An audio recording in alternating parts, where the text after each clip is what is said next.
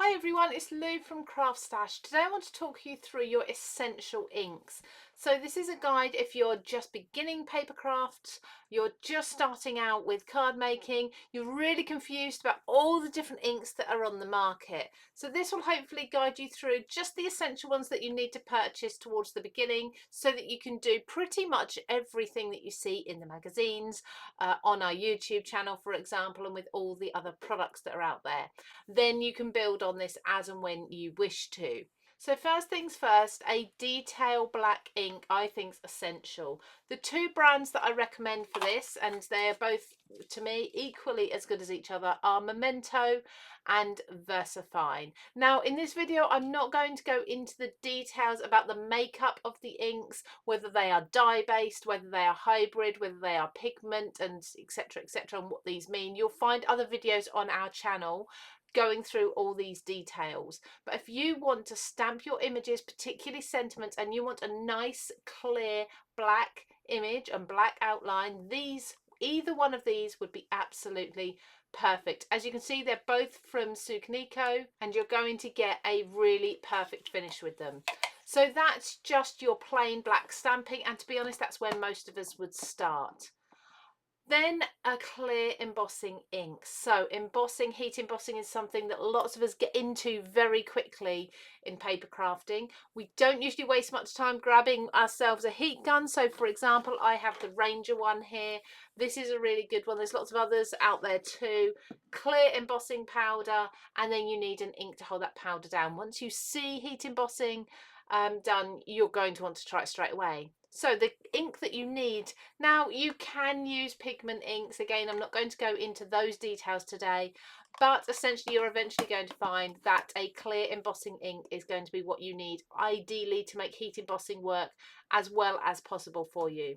The reason being is that this ink, not only is it clear, so you can put any colour powder down, you can also leave it quite a long time and the ink won't dry. It will be sticky. So if it takes you a while to apply your powder, to get your heat gun ready and everything, if you're not a fast crafter, the embossing ink is going to remain wet for you and the powder won't start kind of falling off the image too quickly at all.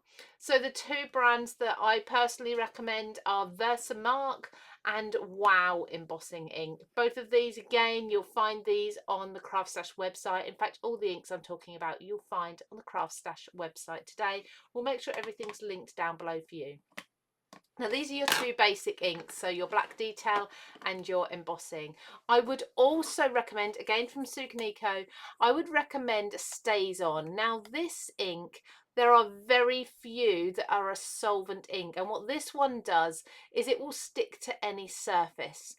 All of these do come in various colours, so the Versafine, the Memento that's under there as well that I showed you, and the StaysOn, they come in different colours. I'm just focusing on black today because that's probably where you'll start, and then you'll start expanding into other colours later on. StaysOn is solvent. When you open it up, you'll notice there is a plastic coating on there because that solvent will evaporate very quickly if you don't have that on there. It's a felt based pad and you're going to get a really clear detail with your stamped images, but you can stamp on things like acetate, on vellum, on balloons if you want to, on plastic, you know, all these different materials that these other inks will not hold on to very well. They will stay on there, they will dry quite quickly, and you won't then get them off. Just be aware with these though, there are different cleaners, there are separate cleaners. They don't tend to wash off at all with water, soapy water, anything like that. You do need a solvent based cleaner. But this is one I would definitely recommend putting into your stash for when you want to stamp on things like acetate. Now moving on to colours, and blending inks is where we're going to be adding our colours. These are usually used for colouring in elements on cards, for creating like ombre backgrounds, coloured backgrounds, all these different patterns, and for stenciling as well. So what I would suggest, because there is a huge range of blending ink brands, and this is going to be relevant for all of those brands, but also there's such a huge range of colours out there that you could possibly collect. Now I'm really proud to say I've got every colour in the distress ranges, so distress ink and distress oxide. I'm going to show you the oxides today. No reason in particular. They are my favourites, but this will work with any other coloured blending inks that you may have or have found online. What you want to focus on is a red, a blue and a yellow, your primary colours, and I'll show you why in just a moment. And then a brown if you want to go vintage looks, if you want to just darken the edge of something but black is too stark, a brown is going to be absolutely perfect. Now with these three colours, why do I recommend these? Because of course, as we know, with our primary colours, you can then get lots of other colours from these as well. So let me show you how this would work. Now I'm going to use a blending brush. You can use a stencil brush, blending foams, whatever your preference here. So with this, I've got the colour Candied Apple, but it's essentially just a lovely bright red. Okay, so this red, as you can see here, looks like so. Now I'm going to put this down again here, and I'm going to put it down again here. Okay, so then I'm going to go to my blue. This one's called Salty Ocean, another fairly primary colour blue.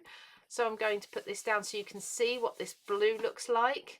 And then I'm going to also put this down over the top of my red here. And as you can see, we have got a lovely purple colour. Now you can do this layering up in two different ways there, but we've essentially created a purple. Then I'm also going to put this blue down once more. Let's put it down here. And let's now mix this with yellow. So yellow on its own, a lovely bright colour.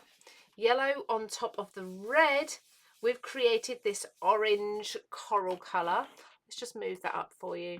And then yellow on top of the blue, we have now got a green. So as you can see, we have now created 6 different colours from 3 colours. Okay, now you can also of course start mixing these up by overlapping all 3 colours if you want to, adding more, I'd say more yellow to get that more of a lime green, more red to make this more of a darker coral, maybe more blue to make this more of a bluey purple. You know, you can start playing around with the shades as well, but this is where I definitely recommend start with your 3 basic colours. You've instantly got your 6 colours there, plus your brown as well. You've got a complete rainbow of colours that you can be playing with. Now, if you're interested in finding out more about inks and ink blending and the makeup of inks, I think you're going to like this video just here, and check out our channel. Go and subscribe here because we've got lots of different tutorial videos very similar to this that you can check out. Now, if you want to go shop for your ink pads, you can follow this link just here for that. I hope you found this helpful. Take care, everybody. I'll see you again very soon.